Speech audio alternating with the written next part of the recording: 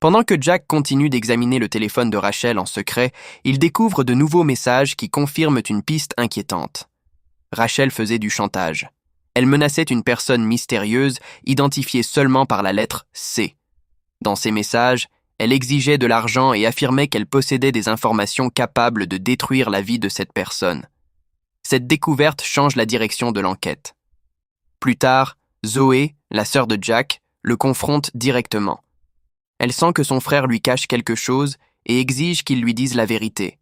Elle lui demande franchement s'il couchait avec Rachel. Au début, Jack nie. Il essaie d'éviter la question et fait comme si de rien n'était. Mais Zoé insiste. Face à la pression, Jack finit par céder et avoue la vérité. Oui, il a couché avec Rachel. Dans sa voiture, la nuit même où elle est morte. Choquée par cette révélation, Zoé le regarde droit dans les yeux et lui pose la question la plus importante. « Dis-moi la vérité. C'est toi qui l'as tué. » Jack la rassure immédiatement. Il lui affirme que non, ce n'est pas lui. Il jure qu'il n'a jamais fait de mal à Rachel. Zoé lui demande alors si ses collègues au commissariat sont au courant de cette histoire. Jack répond que non, il ne leur a rien dit. Selon lui, s'il l'apprenait, il le regarderait exactement comme Zoé est en train de le regarder maintenant. De son côté, Anna s'apprête à faire son grand retour à l'antenne. Elle est prête à présenter le journal, prenant la place de Lexi Jones comme prévu. Tout semble enfin se remettre en ordre pour elle. Mais au moment du lancement en direct, tout bascule. Lexi apparaît surprise et humiliée. Anna comprend immédiatement qu'elle vient d'être mise à l'écart sans prévenir. Son patron s'approche d'elle et lui glisse, un peu gêné, qu'il est désolé pour ce mauvais coup. Mais le mal est déjà fait. Furieuse, Anna ne dit rien de plus. Elle tourne les talons et quitte les lieux, hors d'elle, incapable de contenir sa colère face à cette trahison professionnelle. Pendant ce temps, Priya poursuit minutieusement son analyse des preuves. En examinant la scène de crime, elle tombe sur un détail troublant, une empreinte de botte, qui ressemble fortement au modèle porté par Jack. Elle ne dit rien pour l'instant. Elle ne l'accuse pas directement. Mais dans son esprit, un doute commence à s'installer. De son côté, Jack sent que quelque chose a changé. Le regard de Priya, son attitude, tout lui fait comprendre que la pression est en train de monter. Pour la première fois depuis le début de l'enquête, Jack réalise une chose inquiétante. Il est peut-être en train de perdre le contrôle de la situation. De son côté, Priya décide de surveiller Clyde discrètement. Elle le suit à distance et observe ses moindres faits et gestes.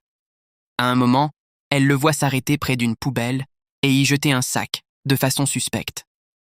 Pendant ce temps, Jack se rend dans l'établissement où travaille Hélène pour tenter de lui parler. Mais elle refuse de sortir ou de le recevoir. Après quelques minutes d'attente, Jack n'a pas d'autre choix que de repartir, frustré. Pendant ce temps, Priya passe à l'action. Elle récupère le sac que Clyde a jeté, l'ouvre avec précaution et découvre à l'intérieur un masque féminin, une découverte étrange et potentiellement cruciale pour l'enquête. Priya appelle immédiatement Jack pour l'informer de sa découverte. Au téléphone, elle essaie de lui expliquer ce qu'elle a trouvé dans le sac. Mais la communication passe mal. Jack lui dit qu'il ne l'entend presque pas et lui demande de le rappeler plus tard. Sans attendre, il décide de se rendre directement sur la scène de crime, comme s'il cherchait à vérifier quelque chose par lui-même. Pendant ce temps, Anna est seule dans sa voiture. Le silence est pesant. Perdue dans ses pensées, elle se remémore des souvenirs douloureux, ceux de sa fille décédée. L'émotion la submerge. Les larmes commencent à couler, et elle craque complètement, incapable de contenir sa peine plus longtemps. Pendant ce temps, la mère d'Anna sort à nouveau de chez elle, complètement désorientée. Elle erre dans la rue, sans savoir où aller ni même d'où elle vient. Heureusement, une ambulance finit par la repérer et la prend en charge.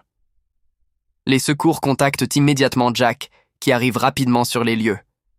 Il la récupère et la ramène chez elle, inquiet.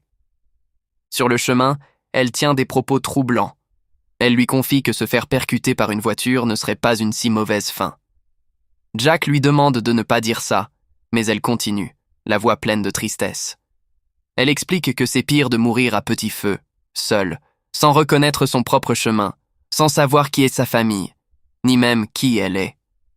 Puis elle ajoute, avec gravité. Jack, ne laisse jamais personne te dire que le temps guérit toutes les blessures. Parfois, il ne fait qu'empirer les choses. Après un moment de silence, elle change de sujet et lui pose une question directe. Qu'est-ce qui se passe entre toi et Anna? Tu l'aimes encore? Oui ou non?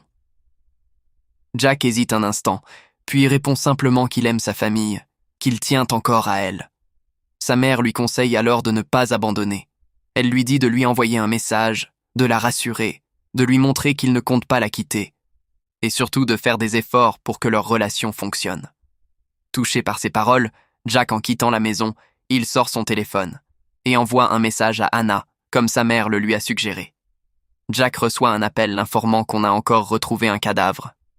Anna se présente à l'endroit. Jack lutte pour cacher son secret. Priya commence à douter de son partenaire. Anna découvre que le passé de leur groupe d'amis cache peut-être un scandale. Et au milieu de tout cela, une question devient de plus en plus inquiétante. Rachel Hopkins a-t-elle été éliminée à cause de quelque chose qui s'est passé il y a 20 ans? Ou parce qu'elle savait trop de choses sur les mauvaises personnes?